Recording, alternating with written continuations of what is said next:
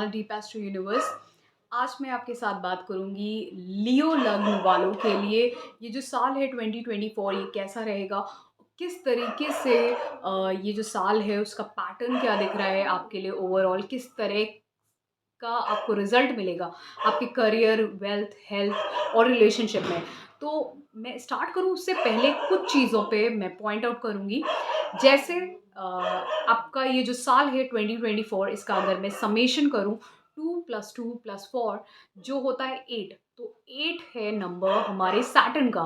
तो ये पूरा साल सैटर्न का है और सैटर्न इस पूरे साल एक्वेरियस अपने मूल त्रिकोण साइन में है। तो सैटर्न का प्लेसमेंट आपके लग्न से और आपके मून साइन से किस तरीके का इम्पैक्ट दे रहा है वो इस पूरे साल बहुत मैटर करता है।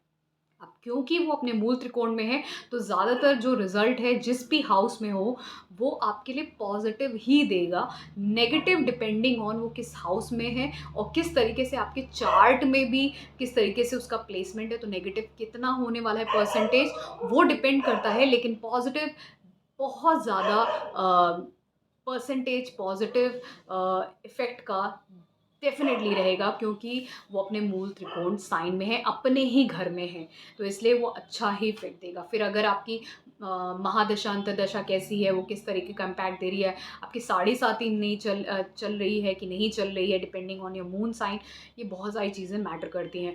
और अगर आपको अपना पर्सनलाइज़्ड एनालिसिस करवाना है अपने चार्ट का for 2024 career, wealth, health, relationship के पर्सपेक्टिव में, तो आप मुझे कॉन्टैक्ट कर सकते हैं। मेरा जो ईमेल आईडी है वो डिस्क्रिप्शन में दिया हुआ है। आपको इवन मेरे यूट्यूब चैनल पे भी मिल जाएगा, आप वहाँ से भी मुझे कॉन्टैक्ट कर सकते हैं। अब मैं स्टार्ट करती हूँ इस ईयर के बारे में। तो जो सैटर्न है वो सबसे इम्पॉर्टेंट है इस साल के लिए। तो अब सैटर्न जो है लियो लग्न वालों के लिए 7th हाउस में है। 7th हाउस से वो थर्ड एस्पेक्ट कर रहा है 9th हाउस को, 7th एस्पेक्ट कर रहा है फर्स्ट हाउस को एंड 10th एस्पेक्ट कर रहा है फोर्थ हाउस को। तो उसका ओवरऑल जो पिक्चर है वो 7th, 9th, फर्स्ट और फोर्थ को इफेक्ट कर रहा है। आपके पब्लिक इमेज, मैरिज, आपके business and 9th house is your भाग्य, लक, जो हायर एजुकेशन है, ट्रैवल्स हैं, आपके धार्मिक जो चीज़ें हैं, कितने आप धार्मिक हो, स्पिरिचुअल हो, ये सारी चीज़ें। और साथ में आपका खुद की पर्सनालिटी एंड आपके घर का एनवायरनमेंट, आपका घर का एनवायरनमेंट हो, हैप्पीनेस हो एंड इवन उस हर एक चीज़ को कंट्रोल कर रहा है ये पूरे साल सैटर्न। या आपके एक्सेसरीज़ या आपकी प्रॉपर्टीज़ कुछ भी, तो ये सारी चीज़ें आपकी मदर की भी, जो भी आपके बॉन्ड है या हेल्थ है, हर एक चीज़ को मदर के साथ रिलेशनशिप, फादर के साथ, आपके खुद का, तो ये इतना ये कंट्रोल पूरा सैटर्न का है इस पूरे साल। अब क्योंकि सैटर्न राहु के नक्षत्र में है और राहु आपके 8th हाउस में है, तो 8th हाउस का राहु इज़ रियली गुड अगर आप रिसर्च साइंटिस्ट हो, रिसर्चर हो, एस्ट्रोलॉजी में हो, ऑकल्ट साइंस में हो, डीप एनालिसिस के सब्जेक्ट्स में हो, तो राहु बहुत अच्छा है। लेकिन 8th हाउस में भी रह के राहु कभी-कभार मेंटल इलनेस देता है। इंसान डॉक्टर के चेकअप करवा रहा होता है अपने, स्पेशली एंग्ज़ायटी के, डिप्रेशन के, इन सब चीज़ों के लिए। तो जो राहु है वो 8th हाउस में अच्छा इफ़ेक्ट भी देता है, स्पेशली रिसर्च एनालिसिस से रिलेटेड टू। लेकिन उसका बुरा इफ़ेक्ट कभी-कभार यही होता है कि आप डॉक्टर के चेकअप कराने लग जाते हो क्योंकि आपको एंग्ज़ायटी, डिप्रेशन बहुत ज़्यादा हो रहा है, ठीक है? तो ये तो डेफ़िनेटली होगा, क्योंकि उसके पैटर्न में उसका रिज़ल्ट राहु दे रहा है। अब क्योंकि राहु एक ऑलरेडी एक ओशन के साइन में है, डीप वाटर के साइन में है, तो कहीं न कहीं एक वो खुद रिसर्च एनालिसिस, डीप थिंकिंग की बात करता है और 8th हाउस में बैठ के एक ऐसे ओशन जैसे साइन में एक पाइसेस, एक जो ओशन को डिपिक्ट करता है, तो बहुत ज़्यादा आप गहरी सोच में या फिर अकेलेपन में भी जा सकते हो, जहाँ पे आप गहरी सोच में चले गए हो। तो जब इंसान गहरी सोच में, साधना में चला जाता है, चाहे वो रिसर्च एनालिसिस में हो, किसी में भी हो, तो वो आस-पास की चीज़ों को भूल जाता है, समझ में ही नहीं आता है। वो रिलेशनशिप्स ख़ासकर उसके डिस्टर्ब हो जाते हैं, हेल्थ डिस्टर्ब हो जाती है।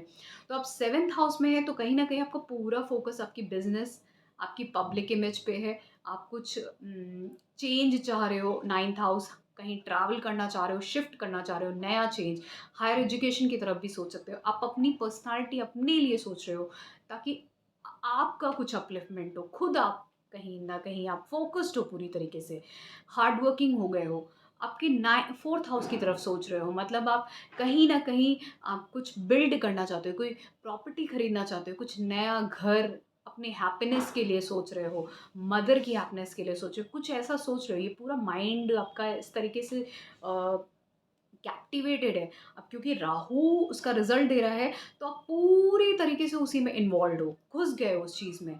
आप और सारी जितने भी हाउसेस हैं ना, उन सबको भूल गए हो। आप फैमिली को भूल गए हो, आपको ध्यान नहीं है, आपके रिलेशनशिप, आपके लव रिलेशनशिप में भूल गए हो, फ्रेंड्स पे फ़ोकस नहीं है, करियर पे भी ध्यान नहीं जा रहा है, पूरा उसमें ध्यान है क्योंकि आप चेंज चाह रहे हो अपनी लाइफ़ में हर तरीके से। पब्लिक इमेज, आपके खुद के अपलिफ्टमेंट हो, आप कुछ नया घर, कुछ नया सब कुछ करो अपनी लाइफ़ में, दूर कहीं जाओ, ये सारी चीज़ें आप सोच रहे हो। तो इसीलिए वो पूरा का पूरा वो चेंज की तरफ इंडिकेट कर रहा है, उसमें डीप थिंकिंग में आप चले जा रहे हो, ये भी दिखा रहा है। और उसके बाद जब ये जुपिटर आपके 10th हाउस में जाएगा, तो वो जो भी चेंज है, वो चेंज इन आपके करियर में, वो अप्रैल के बाद आपको एक अपलिफ्टमेंट अपने आपके करियर में देगा और अपलिफ्टमेंट के साथ-साथ आपके लाइफ में हैप्पीनेस भी लाएगा। जिस तरीके का आप चाह रहे थे, जो पैटर्न आपका दिख रहा है जिसमें आप पूरा डीप एनालिसिस और थिंकिंग में चले गए, अपने आप को अकेला करके बिल्कुल किसी एक चीज़ पे फ़ोकस करने लगे, तो उस पे रिसर्च करने लगे, तो उसको जो पैटर्न आगे जाके दिख रहा है कि आप जो भी चेंज चाह रहे थे, उस चेंज का रिज़ल्ट आपको जुपिटर जो है वो अप्रैल के बाद आपको एक अपलिफ्टमेंट करियर में मिलेगा, आपको कोई स्टेटस मिल सकता है, ये सारी चीज़ें वो इंडिकेट कर रहा है, जिसकी वजह से आपकी लाइफ में हैप्पीनेस भी आएगी, आप कुछ नया भी बाय कर सकते हो, सोर्स ऑफ इनकम भी जनरेट होगी, डेली रूटीन्ड जॉब आपके लिए भी सेट होगी, ये सारी चीज़ें। और आपके अगर एनिमीज़ बन गए थे, फाइट्स वाइट्स हो रही थी आपके आसपास, वो भी सब कम हो जाएंगी अप्रैल के बाद। अब क्योंकि आपका जो पैटर्न है पूरा वो आपके लग्न लॉर्ड के हिसाब से भी समझ लेते हैं। तो लग्न लॉर्ड की जो स्टार्टिंग है, बिगिनिंग है, वो आपकी सैजिटेरियस साइन से आपके 5th हाउस से हो रही है। यूजुअली सन जो है ईयर की स्टार्टिंग सैजिटेरियस धनु राशि से ही करता है। तो ये पैटर्न जो है वो इसीलिए मैंने जब कैंसर लग्न वालों के लिए बताया तो मैंने मून के पर्सपेक्टिव से इसलिए नहीं बताया क्योंकि मून तो हर ढाई दिन में चेंज करता है। तो इसलिए उसका पैटर्न अगर मैं बताऊँगी तो फिर चीज़ें जो है ना वो बहुत ही कन्फ्यूज़िंग हो जाएँगी। और सिमिलरली सन जो है वो हर साल ही जब स्टार्ट करता है तो वो धनु राशि से करता है। मतलब आपके पूर्व पुण्य कर्म जो हैं वो आपके साथ ही उसको लेके आपके ईयर को स्टार्ट करेगा। तो जो कुछ भी आपने पिछले साल मतलब 2023 में जो कुछ भी आपने किया है अच्छा बुरा उसको लेके आप नए साल को स्टार्ट करोगे। उनकी मेमोरीज़ को लेके या कुछ भी थॉट प्रोसेस को लेके आप अ, उससे अपना साल नया 2024 बिगिन करोगे। और वो जो बिगिनिंग होगी वो डिपेंड करती है आपने 2023 में अच्छा बुरा क्या-क्या किया। तो वो दो सब कुछ जो बैगेज है कर्मा का 2023 का वो आप लेके 2024 में स्टार्ट करोगे। This is the only bad thing कि जो लियो लग्न वाले होते हैं उनका जो लॉर्ड है वो हमेशा हर साल सैजिटेरियस साइन से स्टार्ट करता है और सैजिटेरियस साइन 5th हाउस में है तो वो पूर्व पुण्य कर्म है। तो अगर 2024 की स्टार्ट है तो 2023 में आपने कुछ भी किया अच्छा बुरा उसका बैगेज आपको 2024 में लेके जाना ही जाना है। और उसका जो कर्म का पैटर्न है वो आपके पूरे साल आपको दिखेगा, वो सूर्य आपको दिखाता रहेगा। It's it's a light, it's a beam of light energy source है। तो वो उसको आपके हर एरिया में हर हाउस में आता रहेगा, दिखाता रहेगा। तो फिर जब वो साल की शुरुआत तो आपको ऐसे ही हो गई, फिर उसके बाद तो वो कैप्रिकॉर्न में जाएगा, तो कहीं न कहीं ईगो क्लैशेज़ हो सकते हैं आपके स्पेशली 15th जनवरी के बाद ईगो क्लैशेज़ हो सकते हैं लोगों के साथ और फाइट्स हो सकती हैं, स्पेशली ईगो क्लैशेज़ मैंने बोले क्योंकि सूर्य ईगो को भी डिपिक्ट करता है। ऐसे लोग कहीं न कहीं बहुत ही ईगोइस्टिक होते ही होते हैं क्योंकि वो कुछ ऐसी पोजीशन पे होते हैं या लाइफ में ऐसा स्टेटस उन्होंने पाया होता है जो उनके आसपास किसी ने भी नहीं पाया होता है। दैट्स व्हाई ये जो लियो लियो लग्न वाले या जो होते हैं, वो कहीं न कहीं उनके अंदर प्राइड होता ही होता है। क्योंकि कुछ उनकी लाइफ़ में ऐसा हुआ होता है जो उनके आस-पास के लोगों ने नहीं किया होता है, सिर्फ़ उन्होंने ही किया होता है, जिसकी वज़ह से वो प्राइड उनके अंदर डेवलप कर जाता है। अनटिल उनका जो सन है वो लिब्रा साइन में हो, देन ओनली वो थोड़ा-सा सरेंडर करते हैं अपने आप को, अपने ईगो को, एल्स वो कहीं न कहीं थोड़े बहुत ईगोइस्टिक होते ही होते हैं। अब क्योंकि 6th हाउस में जाएगा तो उनके ईगो क्लैशेज़ लोगों से ये बहुत ही डेफ़िनेटली दिखाता है जनवरी मिड के बाद। और फाइट्स और लिटिगेशन के साथ-साथ अगर आप करियर में कुछ चाह रहे थे, तो वो भी चेंजेज़ आपको दिखाता है। और आप हेल्थ पे अपने ध्यान रखना, तो जब सन जब भी हेल्थ इश्यूज़ देता है तो एक ऐसे हेल्थ इश्यूज़ होते हैं जहाँ पे आपको इस पोर्शन में स्पेशली हेड से लेके आईज़ के इस पोर्शन में आपको हेडेक मतलब जो होते हैं पोर्शन में आपको आईज़ से रिलेटेड, हेड से रिलेटेड टू प्रॉब्लम हो सकती हैं। तो ये सारी प्रॉब्लम्स यूजुअली सन दे सकता है जब इसको हेल्थ इश्यूज़ होते हैं। फिर उसके बाद बात करते हैं, तो ये तो मैंने हेल्थ इश्यूज़ की बात कर ली, आपके ईयर के पैटर्न के बारे में बात कर ली। फिर उसके बाद जब 13 फ़ेब को ये आपके मैरिज के चांसेस ओपन कर देगा। अगर आप मैरिज के लिए देखते हो किसी राइट पार्टनर को, तो वो आपकी अपॉर्च्युनिटी देगा कि अच्छा पार्टनर आपको मिले कहीं न कहीं से। तो अगर आपके महादशा अंतर्दशा भी चल रही होगी, तो वो आपको राइट पार्टनर मिल भी सकता है। फिर उसके बाद आपको 14 मार्च के बाद 8th हाउस में जाएगा, जहाँ पर वो कंजंक्ट करेगा राहु के साथ। तो राहु के साथ जब ये सन कंजंक्ट करता है, तो वो जो कंजंक्शन होता है वो बहुत ही डिफ़िकल्ट होता है। कहीं न कहीं आपके स्ट्रॉन्ग ईगो क्लैशेज़ होंगे और कहीं न कहीं आपको नार्सिसिस्ट भी बना देगा इस टाइम पे, क्योंकि आपके अंदर प्राइड इतना एक्सप्लोज़न हो जाएगा प्राइड का, क्योंकि राहु सन की एनर्जी को कहीं न कहीं ग्रहण लगाता है, इसको बोलते हैं ग्रहण लगाता है, लेकिन वो जो है उसको एक्सप्लोड भी करता है, ग्रहण भी लगाएगा क्योंकि उसकी मतलब उसको पे शैडो भी क्रिएट होती है, लेकिन कहीं न कहीं वो एक फ़ॉल्स इमेज भी, फ़ॉल्स प्राइड भी तो क्रिएट करता है। तो जो फ़ॉल्स प्राइड क्रिएट होती है वो यूजुअली नार्सिसिस्ट लोगों में ही क्रिएट होती है। तो फ़ॉल्स प्राइड भी आपके अंदर क्रिएट करेगा, जिसकी वजह से आपकी लाइफ में डिफ़िकल्टीज़ हो सकती हैं, नहीं तो ये फ़ॉल्स प्राइड क्रिएट कर सकता है फॉर द टाइम बीइंग आपकी लाइफ में।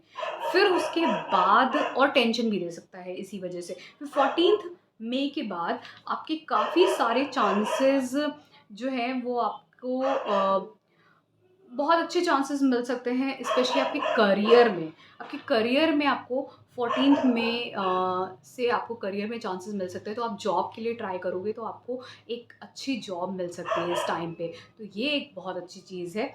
फिर उसके बाद आपके फ़ॉरेन अगर अपॉर्च्युनिटीज़ एमएनसी में अगर आप ट्राई कर रहे हो, तो आपको 16 जुलाई के बाद फ़ॉरेन अपॉर्च्युनिटीज़ और एमएनसी में जॉब मिल सकती है। अगर आप हॉस्पिटल इन सब चीज़ों में भी, जेल में भी अगर जॉब के लिए ट्राई करते हो, अगर आप उससे भी कहीं न कहीं लिंक्ड हो, तो वो भी स्पिरिचुअलिटी से भी लिंक्ड हो, तो ये सब चीज़ों में भी हेल्प करेगा। कन्फाइन करेगा आपको, रिक्लूज़ करेगा, चीज़ों से दूर करेगा, अकेले में ले जाएगा इस टाइम पे, और लॉसेस भी हो सकते हैं आपको इस टाइम पे किसी तरीके से। तो इस चीज़ का भी आप ध्यान रखिएगा। लॉसेस मनी, एनर्जी, टाइम हर चीज़ का होता है। फिर उसके बाद ये 16 सितंबर को आपके सोर्स ऑफ इनकम के रास्ते खोल देगा। इवन सोर्स ऑफ इनकम के रास्तों के साथ-साथ ये आपकी फैमिली में भी इंक्रीमेंट, एक पर्सन का इंक्रीमेंट हो सकता है। तो वो शादी भी हो सकती है, या बिज़नेस पार्टनर भी आ सकता है, या कोई नया मेंबर ये भी हो सकता है। तो इसी तरीके की चीज़ें दिखती हैं, एंड सोर्स ऑफ इनकम भी, एंड मनी का सोर्स भी खुल सकता है। कोई बिज़नेस स्टार्ट करना, कुछ नया करना अपने करियर में, ये भी हो सकता है इस टाइम पे। या फिर अपनी फैमिली के साथ आपके ईगो क्लैशेस भी हो सकते हैं, ये भी दिखता है। तो मेक श्योर कि इसको, एनर्जी को सही तरीके से यूटिलाइज़ करें आप। फिर 16 नवंबर को मैंने आपको बोला, अ, थोड़ा बहुत मैंने 16 नवंबर की बात कर रही हूँ, यहाँ पे भी आपके ईगो क्लैशेस हो सकते हैं। तो इसीलिए मैं हमेशा लियो लग्न वालों से बोलती हूँ कि जो भी आप प्राइड डेवलप करके बैठे हो, कहीं वो फॉल्स प्राइड तो नहीं है आपकी लाइफ में, जो आपने प्राइड डेवलप किया है उसकी वजह से आप कभी कभार आपके मोस्टली ऐसे लोगों के ईगो क्लैशेस बहुत होते हैं। तो इसलिए रादर दैन दैट आप इस एनर्जी को सही तरीके से यूटिलाइज़ करोगे, तो आप एक अच्छे पोजीशन पे लाइफ में पहुंच सकते हो, without being egoistic, developing a false pride in you, और इस एनर्जी को यूटिलाइज़ करो एक पॉजिटिव तरीके से रादर दैन ईगो क्लैशेस के। तो इसीलिए मैंने ये पूरा साल का जो पैटर्न है वो आपको एक्सप्लेन किया। और अगर आपको पर्सनलाइज़ जानना है तो आप मुझे कॉन्टैक्ट कर सकते हो मेरे ईमेल आईडी पे। मेरा ईमेल आईडी डिस्क्रिप्शन में दिया हुआ है और यूट्यूब चैनल पे भी है। Thank you so much. अगर आपको पसंद आया तो please do subscribe to my channel deep passion universe.